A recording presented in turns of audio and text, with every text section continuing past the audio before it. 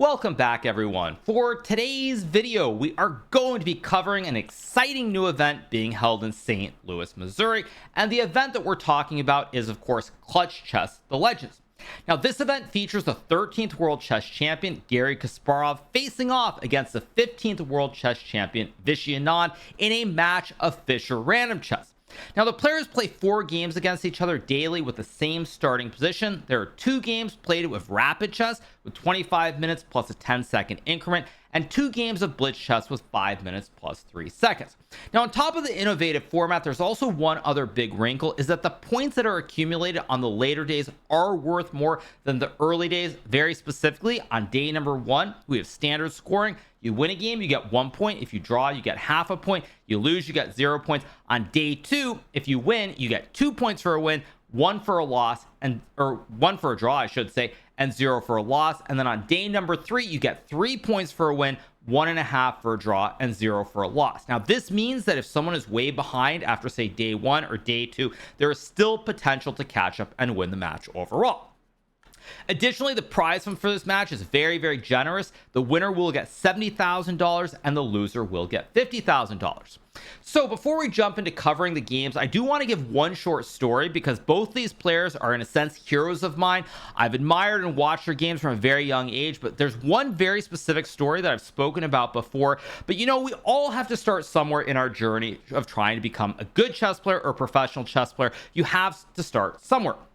Now, a story that I'm going to tell very quickly is that all the way back in 1995, when I was a young wee lad, I actually had the opportunity to go and watch the 1995 World Chess Championship match. It was played at the World Trade Center in New York City between Garry and Vishy. I went to the fateful 10th game, which Garry won in an open Spanish. But being at the World Trade Center, seeing sort of the prestige of the event, seeing these 2 great competitors playing in this glass box at the very top of the world, so to speak, was really, really amazing. And honestly, had it not been for experiences such as that one, I don't know if I ever really would have gotten into chess the way I did. And perhaps I would have never even been doing videos like I am now, if not for the great match between those 2 players. So, without further ado, and all our story time being over, let's jump right into the games. Now, we're going to pick it up with the very first game of the day. As I mentioned, the players play 4 games with the same starting position, and the position that has been chosen for today is position number 635. So in game number 1, which is rapid, 25 minutes plus a 10-second increment, Vishy opens with the move e4. Garry plays the move e6, essaying the classic French defense. Now, it's worth pointing out that when we play Fischer random chess, one of the biggest principles of the start that you're looking at is fighting for the center. Now, normally the first thing that you look at is, can you contest the center? For example, a move like d5 or a move like f5. Both these moves probably are a little bit dubious to start the game. If you play a move like d5 after takes, there's knight c3 hitting the queen. And after queen a5 and a move like d4, very quickly it feels like there might be pressure on the queen on a5. So it doesn't really feel intuitive. Again, you don't have time to analyze that deeply before the game. So you really then look at a move like e5, which of course is known as the mirror on the wall. But if you play e5 here after f4, on first glance, after takes, if you play a move like g5 and white goes rook f1, it feels like you have problems on this f file. Additionally, it feels like white is going to build this big white center here with the pawns on d4 and e4. And positionally, you think you're in a lot of trouble. Now, what's really funny about this position is that after rook takes f4 and a move like knight to c6, let's say c3, d6, and d4, from a human standpoint and based on the way that we understand the game of chess, you think white's got a big center here, white is much better. But as you can tell from the evaluation bar, white is in fact worse here because of the random placement of the pieces on the back rank. So back to the game. We get e6, d4, d5. Vishy plays knight c3. Apparently a mistake. We're not really going to get too deep into the weeds of the opening because frankly, I don't think anybody, including myself or Magnus, could play the first 5 to 10 moves without making a couple of dubious moves. So it would be silly to be critical of Garry and Vishy because they're simply doing the best they can. All right, so we got pawn takes pawn. Now we get knight takes pawn. Garry plays bishop c6 here, attacking the knight, and Vishy plays move f3, guarding the knight. Now, one point that's worth noting is that Garry Kasparov has had a lot of experience playing Fischer random chess. He's played in these Champion Showdown events in St. Louis over the last couple of years with some of the best players in the world, including myself, Fabiano, Levon, and many others. So with more experience, I think it already starts to show here, because this move f3 looks kind of ugly. You're burying this white bishop behind the pawns. Generally speaking, you'd love to play a move like g3. Here you can't do it because there's f5, and suddenly it's spaghetti-o time. If you move the knight, you lose the bishop. If you don't move the knight, you lose the knight, you're down a piece, and you resign the game. So we get f3. Garry plays knight e7, queen d3. We get g6 here, opening up the diagonal for the fianchettoed bishop. We get castles, knight f5, and now we have the move knight e2. Now it's funny how you look at these moves, and very quickly you're seeing a lot of mistakes by both sides, and that is one of the really interesting parts about playing Fischer Random, is that you see how strong players are when there's theory, and how little we actually truly understand about the game of chess when we have these random piece assortments. So we get knight f5, knight e2. Vishy guards the pawn. We get queen e7, and now we get the move g4. Garry goes knight d6. We get bishop g3, and Garry castles his king to the king side. Now the castling in Fischer Random is definitely a little bit funky, but one of the really exciting things here is that it's clear to me that from the very get-go, Garry was intending to go to the king side. So when we get this position with kings on opposite side castles here, we're very likely going to have a fight, because generally when the kings end up on opposite sides of the board, players start trying to push their pawns toward the opposing king. So we get knight c3. Garry plays knight a6. We get a3, stopping the knight from attacking the queen here. And now Garry plays rook d8. We get takes. We have the move f4. Garry plays knight c7. And now we get the move h4. Now at this point, it is very clear the opening has been a complete bust for Garry, because Vishy is pushing his pion on the king side. Black really has not accomplished anything towards the white king on the queen side, and it's looking really dire for Garry. So Garry plays f5. And now Vishy plays this move g5, and this is a move that I was really surprised by at the time when I saw it. Garry actually made some very interesting gestures during the game when this move was played, like this was a very bad move, and it really surprised me for a couple of reasons. First of all, it really surprised me because g5 closes this g file. I know that white wants to play h5 at some point, but in this position, the move h5 is screaming to be played so that white can try to open both the g and the h files. For example, say we get h5, say a6, takes, rook g1. Suddenly this king is going to get attacked. If you go h7, suddenly the h file is open, and the more open files there are towards this black king, the easier it's going to be to play. And when you go g5 here, now the g file is closed, so you can't really open it for the rook, and it's just much harder to attack the black king. Secondarily, after h5, it just feels like you're really quick here, keeping a lot of tension in both the center of the board, also on the h and g files. And so to me, this just is a move that I don't know if Vishy is rusty or perhaps a little bit jet lagged, since he came, I believe, all the way from India. But this is a move that I think is not a particularly good decision. So Garry plays d5 here, clogging up the toilet in the center of the board. Vishy plays h5, and now we get the move pawn takes pawn. Now this move also surprised me a little bit from Garry. Again, I think the reason Garry played this move is that he was really concerned that if he plays a move like a5 here, that Vishy would be able to play h6. And from a positional standpoint, this bishop is actually locked up in jail, as there are no squares available for the bishop. But after a move like b5, rook 8, and b5, b4, something like rook 8 or rook b8 here, black is actually attacking very quickly on the king side, or the queen side, I should say, and white is in a lot of trouble. But Garry, based on his many decades and experience of positional play, he decides to take the pawn on h5. So we get bishop f3, bishop to e8, we get rook h1, bishop g6, knight e2, and now Garry plays move knight e8. Here Vishy plays bishop to e1, an excellent move, trying to redirect the bishop to hit the queen and the rook here with the pawn supporting it, but also freeing up this critical square so the knight can go here and try to capture the pawn. So we get queen c7. Vishy decides to take here, because if you play knight g3, you would hang the pawn on f4. So we got bishop takes pawn, and now we have the move bishop g7 played by Garry.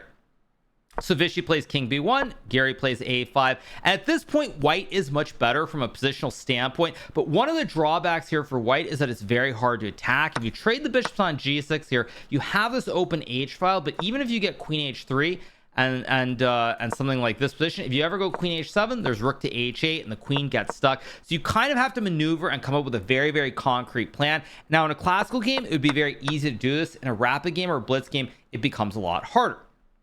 So we get queen e3, hitting the pawn on e6. Garry plays king f7. We get knight g1, trying to reroute the knight to e5. Apparently knight c1 is a little bit better here. I think it's mainly because the knight on d3, not only does it have access to e5, but it also can go to c5, and it also very importantly supports this pawn on b2, which very much protects the king from getting checkmated. So instead we get knight g1. Garry goes rook c8. We get queen c1, knight d6, bishop to e2 here. And now we get the move b5. Now bishop e2 is a strange move to me here. If I were playing, I would have just played knight f3 immediately, trying to put the knight on e5. Because once you go bishop to e2 and b5 is played here, now the black king on f7 is completely safe for the remainder of the game. The bishop and the pawn guard each other. The king is very safe. Now you're pushing your pawns on the queen side. There are jumps for the horse. And it's looking like Garry Kasparov is on the verge of taking over the game. So you get knight f3. Garry plays rook to b8 here, preparing to go b4. And now we get the move knight e5. Now, like many events that Garry has played in recent years, the one issue that you'll notice here is that he is way down on time. And this is one of the really tough things to deal with as you get a little bit older, is that you like to think a lot more. And generally the reaction to instinct, you don't find the moves as quickly as you once would. Now, this applies to everybody. This is in no way some kind of negative take towards Garry or his chess, but it is something that I see a lot as players get older, including players like myself, is that you hesitate. You're a little bit more unsure. You take those few extra seconds on every single move, and if you get low on time, it can lead to absolute disaster. So we get bishop takes knight.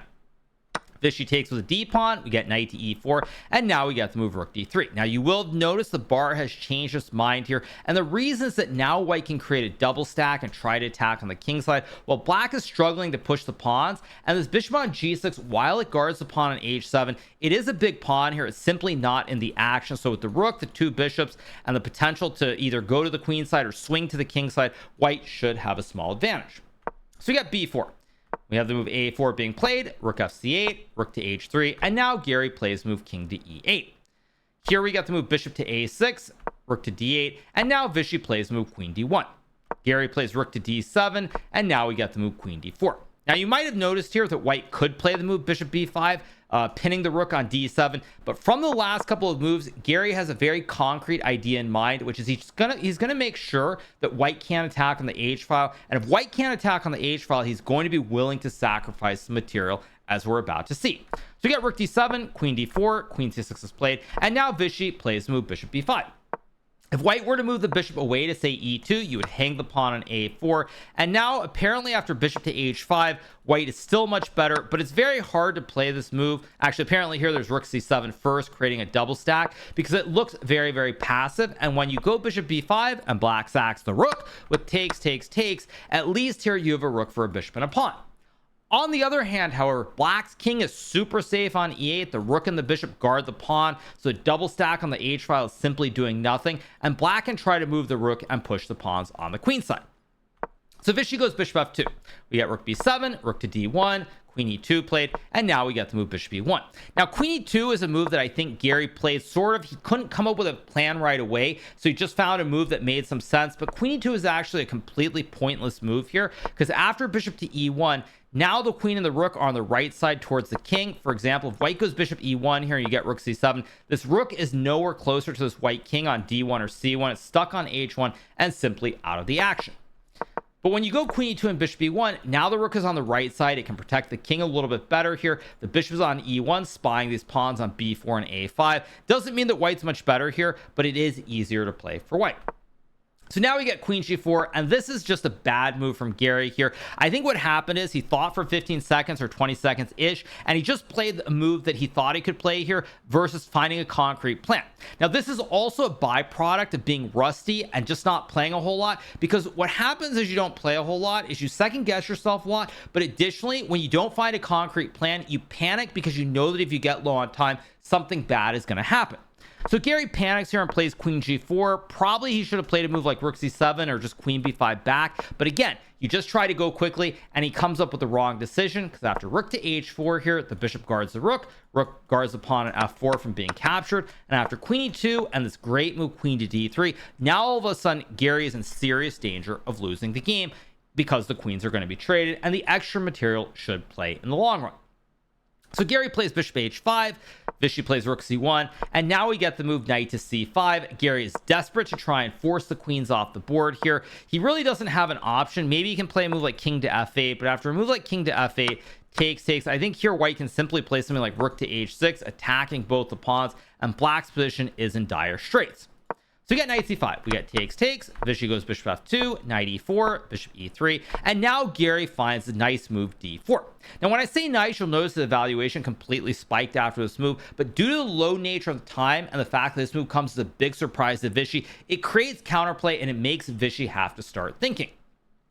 Now this move does objectively lose the game, but the reason this move is so tricky is that now if white were to take what looks like a free pawn after knight d2 checking the king and knight to f3 here, suddenly the rook and the bishop get forked here. White has to play bishop f2, and after takes and rook d7, the material is pretty much even here, and white should not be better any longer. In fact, if anyone's better, it would be black.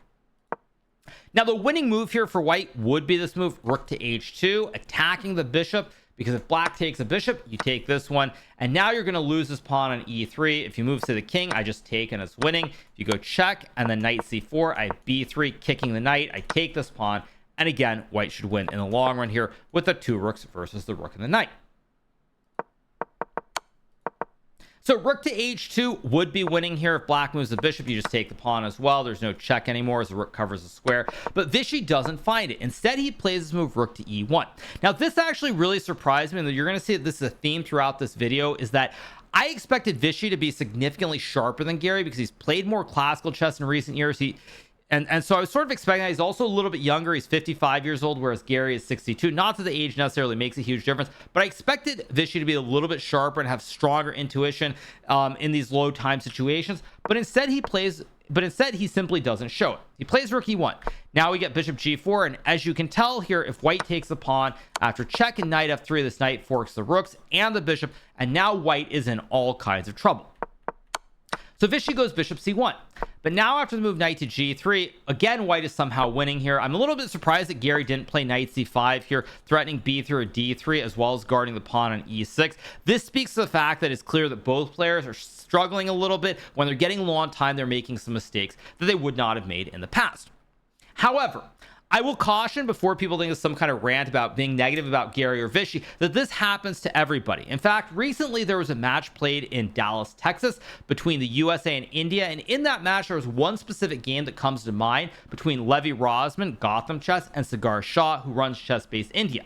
Now they played a blitz game and Sagar played great. He was showing tremendous skills, great class, outplaying Levy pretty much the whole game. And then when Sagar got down to about 5 seconds, he simply collapsed and couldn't keep it together. And that was 100% a byproduct of the fact that Sagar does not really play much chess anymore, and just it all fell apart when he got low on time. So this does happen to everybody. It's clear that both players are struggling a little bit, but the show goes on. So you get knight g3. And now Vishy plays the move rook to g1 here. Rook to h6 would have been much stronger, hitting the pawns on h6 or h7 and e6. Instead, he goes rook g1. We get knight e2, rook h1, and now we get the move bishop f3. Now, white is still better here. Probably in this position, Vishy should have played rook to f1, but honestly, with black pushing these pawns here on the queen side, it's a very chaotic situation, and I think any result is possible. So we get rook h1. Garry plays bishop f3, attacking the rook. We get rook h3, bishop to e4, and now it's white who has to be careful because Gary's gotten the classic wooden shield here. This great bishop on e4 that's hitting the pawn and the king. The bishop is loose. There's b3, and Vishy finds the move b3, stopping any pawn thrust. But now Garry goes rook c7, attacking the pawn on c2. And fortunately for Vishy Anand here, there is a way to bail out and make the draw. He takes the pawn, we get takes, and after check, we have the move king f7 here. If Garry were to go king d7, there would be rook h7, rook to c8, and now white would win the game. So we get king f7, check, and the game ends by repetition with a draw. So first game ends in a draw. Now in the second game, Garry would obtain a big advantage with the white pieces, but that game would also end up being a draw due to the fact that Garry would get very, very low on time, and he would have to bail out and take a peaceful result. So second game is a draw. So now we move to the blitz portion with the match all square, and we have Vishy playing with the white pieces against Garry. So let's take a look at it from Gary's side. Same starting position, number 635. We get e4, e6, g3, and now Garry plays move d5. Now, it's worth pointing out, of course, Vishy played d4 in the first game. He goes for something a little bit different with g3 and f4. We get takes, and now the move g6. Now, I really like how Garry simply opens up the diagonal for this fianchetto bishop from the get-go. We get knight c3, bishop c6, bishop f3, and now Garry develops his knight. We got bishop f2, knight to f5, and Vishy plays queen e2. Garry goes knight d4, takes. We get castles, and Garry castles the king to the king side again. Now, unlike the previous game here, black is actually doing very well because his fianchettoed bishop on h8 is unopposed on this long diagonal. White doesn't really even attack on the king side, and this is just a dream for Garry. This actually also harkens back, I think, in many ways, to his days as a pro when he was playing both the Grunfeld and the King's Indian defense with the legendary B. So we get the trade. Vishy goes knight f3, we get queen b6, and now we have the move knight to e5 here, trying to close the diagonal for the bishop. Garry plays rook d8, we got queen e4, f5, queen e2, takes, and now we get the move rook to d4.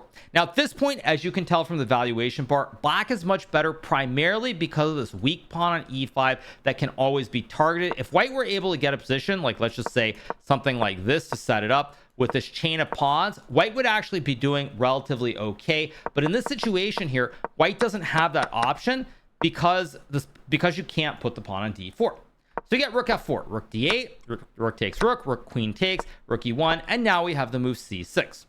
Vishy plays queen e3, we get bishop g7, takes, d3, and now we get the move g5. Vishy plays a3, and here Garry makes a big mistake with the move king to f7.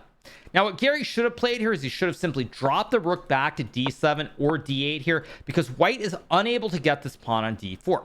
If you move the knight, for example, black can go rook d5, winning this pawn on e5. If you try to go king d2, black will keep improving the position. And now after, say, knight d1, same problem with rook d5. And what this means is that black can keep pushing everything on the king side, and white can't ever move the rook, can't ever move the knight without losing the pawn, and white can't ever play d4 to support this point. So in the long run, black should be winning. But when Garry goes king f7, now Vishy can play knight to e2, attacking the rook moves, and white gets to play d4, and after c5, c3, white has created the classic connect 4 in the center. This pawn is no longer a weakness as the knight supports the pawn, which supports this one, and if anybody's better here, it probably is white. Now to make matters worse, Garry is also down 30 seconds on the clock, so we get takes, we have h5 being played, and now we get the move king c2. We have bishop h6, king d3, we get the move king g4 here, a4, and now we have the move bishop g5.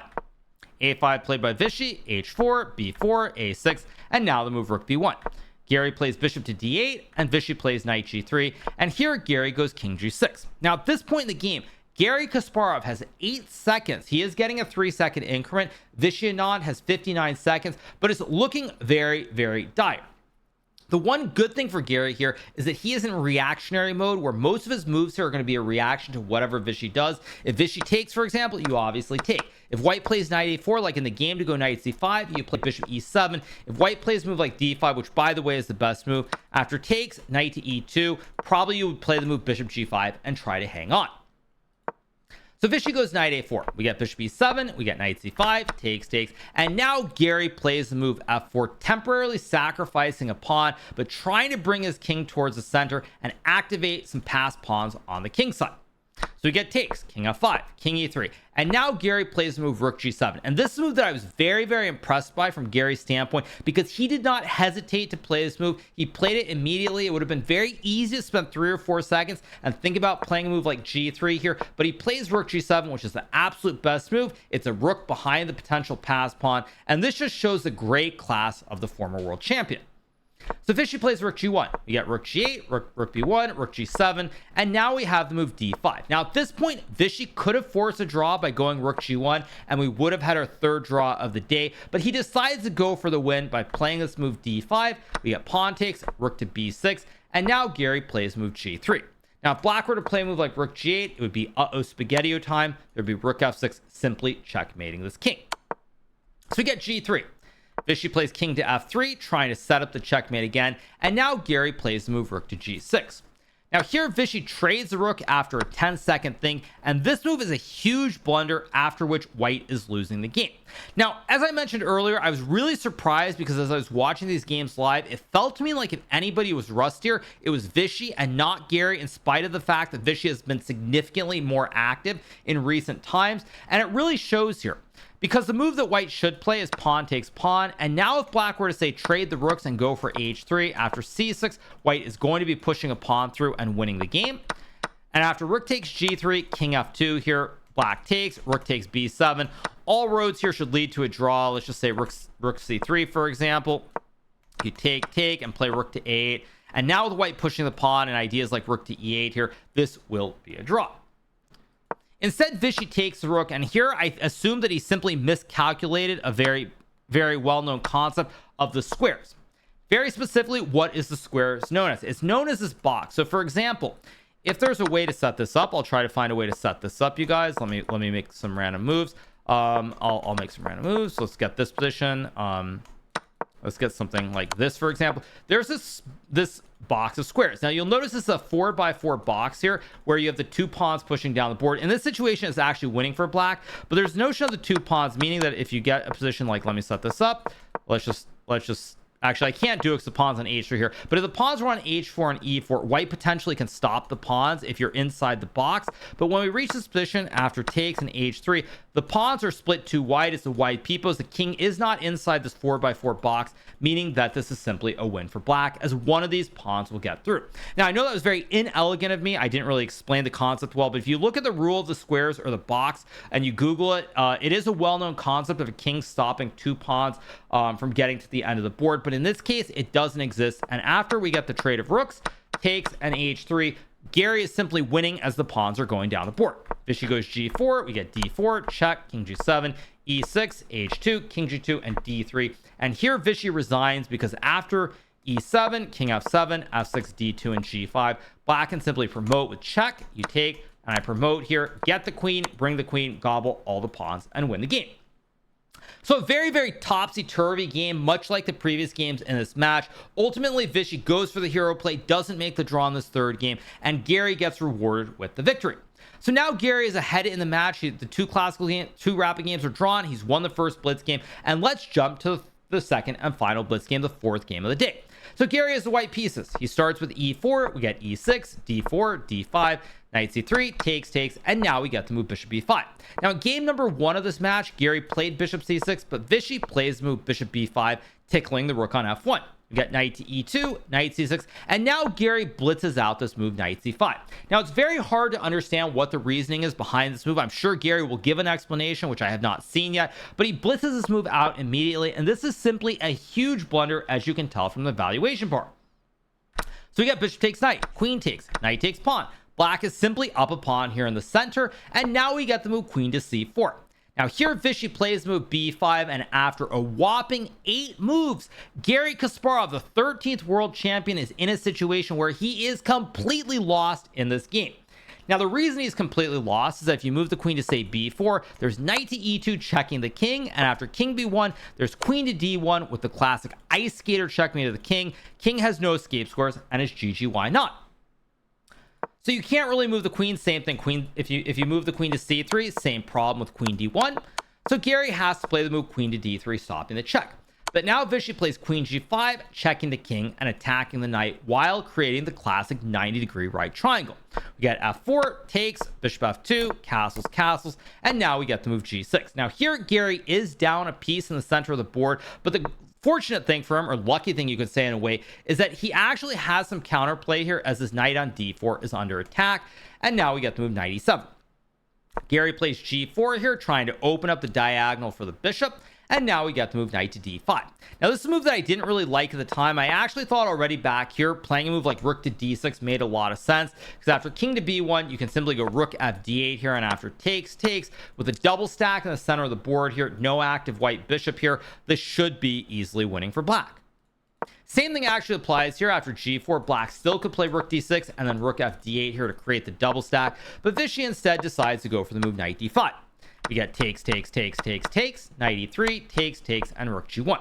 Now, while black is probably winning here, being up a pawn, it's not so simple, and one of the big reasons it's not so simple, as we're about to see, is that this pawn structure is not the greatest with these 4 pawns, and very specifically, there's this pawn on g4 and the knight having to go backwards in a couple of turns. Now, Vishy plays c5 here. b4 would have been the best move, primarily because now if white takes, there's rook to d4, hitting both the pawns at the same time. If white plays a move like bishop to e4, for example. After takes, and the move rook to d6. Now, if white tries to play a move like rook to g3, there's simply a check, and knight to c4, and black should win the game. Whereas after we get the move c5, we get bishop to f3, knight c4, and now we get the move bishop e2. If black plays rook d6, white goes rook g3 here with the idea of rook to h3, hitting the pawn on h7, and even something simple like bishop e2 is possible, forcing the knight to go backwards. So we get knight c4 from Vishy, bishop e2, knight d6, and now Garry plays rook g3. And at this point, as I was watching the game live, rather incredulously, I had a feeling that Garry was not going to lose this game in spite of being completely lost after the first 8 moves. The reason for that is that even though black is up a pawn, the bishop targets the pawn on b5, you have rook h3 to hit the pawn on h7, and it's just not that easy. And when you know you're winning so early, psychologically, it's very hard to reset and try to win a game for a second time. So we get f5 here from Vishy. I will note as well that it seemed to me that Vishy was moving very quickly in this game, and I think the biggest reason for that is in his mind, I suspect that he had told himself, do not get low on time no matter what. Try to keep the time advantage and pressure Garry on the clock. But in this case, his instincts or his basic reactions and split-second decisions are not the best. f5 is a very, very bad positional move in my opinion, because after the move rook to h3, you have to go rook d7 to guard the pawn. We get rook to e3, hitting this one, rook e7, and now after rook to e5, suddenly all these pawns are very, very brittle, and black is only very, very marginally better. So we get c4. Garry plays move bishop to f3, we get king d7, and now we get the move a4, trying to chip away at the pawn structure. Vishy decides to take this pawn here, and now after the move rook to a5, it was evidently clear to me that that if anybody was better here, I actually thought it might be Garry, because you're the weak pawn on a7, the pawn on a4 is loose, pawn on c4 is loose, and black doesn't really have a way to create any pass pawns on the king side.